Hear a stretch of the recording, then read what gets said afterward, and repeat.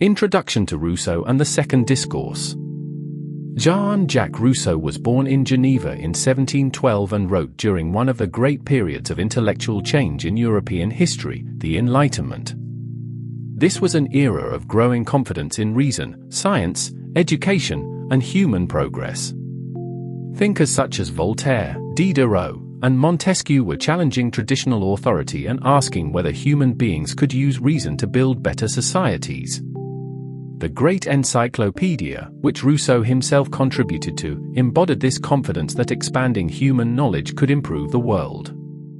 Rousseau was part of the Enlightenment, but he was also one of its most provocative critics. His own life helps explain why. Rousseau's mother died shortly after his birth. He left Geneva as a teenager and spent years moving through Switzerland and France, working at various times as a servant, music teacher, secretary, and composer. Eventually he entered the intellectual circles of Paris and became close to Denis Diderot and other leading Enlightenment thinkers. Then, in 1749, Rousseau had what he later described as an intellectual revelation. While traveling to visit Diderot, who was imprisoned outside Paris, Rousseau read about an essay competition sponsored by the Academy of Dijon. The question was whether the advancement of the arts and sciences had improved morality. The expected Enlightenment answer might seem obvious: more knowledge should make humanity better. Rousseau said no. He argued that a society can become more educated, sophisticated, and civilized without becoming more virtuous, free, or happy. His essay won the competition and launched his career as a major philosopher. That question, whether what we call progress is necessarily human improvement, would shape much of Rousseau's later work. A few years later, the Academy of Dijon posed another question: what is the origin of inequality among human beings, and is that inequality authorized by natural law? Rousseau's response became the Discourse on the Origin and Foundations of Inequality Among Men, published in 1755 and usually called the Second Discourse. To understand why that question mattered, we need to remember the world Rousseau was looking at.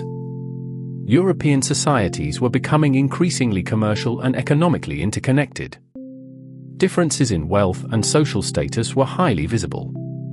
Philosophers were debating natural law, which rights and obligations belong to human beings simply because they are human, rather than because governments or societies have created them. At the same time, European colonial expansion was bringing Europeans into sustained contact with peoples whose societies looked very different from their own. Travel accounts describing indigenous peoples circulated widely in Europe. Europeans often interpreted those differences through a hierarchy that placed European civilization at the top and indigenous peoples closer to what they called savagery. But those encounters also raised a much more unsettling possibility. What if European society was not simply the natural or inevitable form of human life? What if private property, social rank, political hierarchy, competition, and even some of our desires were not simply features of human nature, but products of a particular kind of society? That question is especially important for understanding Rousseau. When he talks about natural man, he is not simply describing indigenous peoples.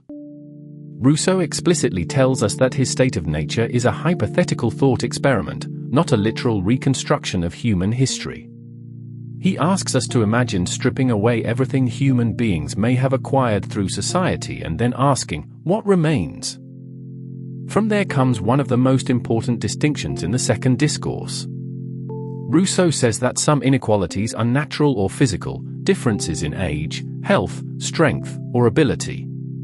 But other inequalities are what he calls moral or political inequalities, differences in wealth, social status, power, and the ability of some people to command others. Those inequalities are created and sustained by human societies. So Rousseau is doing something unusual for an Enlightenment thinker. He is using reason to question one of the Enlightenment's own great assumptions, that the development of civilization necessarily represents progress. As you read the Second Discourse, keep one question in mind.